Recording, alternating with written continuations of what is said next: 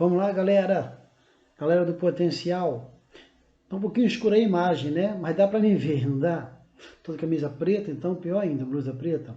Galera, vamos falar hoje em redação sobre o desenvolvimento dessa redação do Enem. Vamos falar sobre a estrutura desse parágrafo do desenvolvimento, tá bom? Esse parágrafo, ele vai ter aí, em média, 6, 7 linhas para começar. Marca aí esse ponto. Segunda coisa, esse parágrafo, ele vai ter, para ele ser bem direitinho mesmo, põe aí que ele vai ter 3 etapas. A primeira etapa desse parágrafo de desenvolvimento é você apresentar o argumento. O argumento, ó, apresentar a causa. Você não colocou 2 causas na introdução? Então, no parágrafo do desenvolvimento, são 2 parágrafos, pensa no primeiro, por exemplo, né? Você começa pela causa que você apresentou lá em cima. Começa por ela, para você ter como começar o parágrafo. Ah, não sei como começar o parágrafo. Começa pela causa, já citando a causa, certo? Essa seria a primeira etapa. Anota aí, citar a causa. Em seguida, você deve citar um recurso sociocultural para dar embasamento à sua causa. Você disse que a causa do problema Y é X, então X é a causa, beleza. Mas como você prova essa causa? Como você prova esse X? Prove com embasamento. Esse embasamento pode ser com base em um acontecimento, com base em um fato histórico, com base em um estudo científico, que às vezes está lá no texto de apoio, esse estudo está lá no gráfico, é uma dica boa. Às vezes o estudo científico está lá em um gráfico, lá no texto de apoio. Você pode falar isso com base na fala de um filósofo, de um sociólogo, com base numa reportagem que você assistiu, com base em um livro que você leu. Então, a segunda etapa desse mesmo parágrafo é dar um embasamento.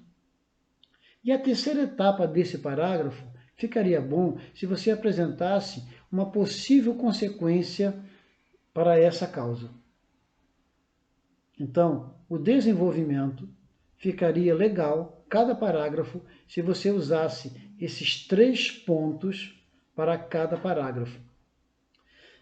Ainda falando do embasamento, porque ele é a parte principal desse parágrafo, a parte mais complexa, porque você já tem a causa mesmo, você já colocou essa causa na introdução, vai trazer essa causa para o seu desenvolvimento, então você já começa por ela. Gastou aí umas 2 linhas para apresentá-la, uma linha e meia, não sei. Só que agora, o que você disse é o que você disse, mas com base em que estou dizendo isso? Sempre pense assim, minha causa é essa, coloquei na introdução, desenvolvimento.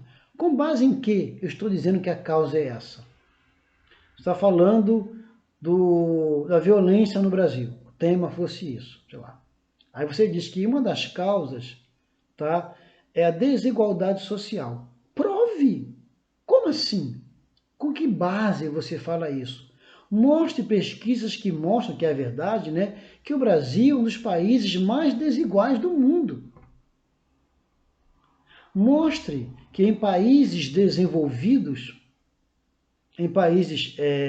desenvolvidos e mais iguais, como por exemplo Suíça, como por exemplo o Reino Unido, como por exemplo os Países Baixos, o índice de violência é muito baixo, porque a igualdade social é muito maior. Mostra que em países como o México, como o Brasil, por exemplo, cuja desigualdade social é muito grande, a violência é absurdamente grande. E diga isso. Isso é criar embasamento. E depois uma consequência disso aí, para você fechar o seu parágrafo. Se você sempre pensar o desenvolvimento dessa forma, você nunca vai fazer um mau desenvolvimento.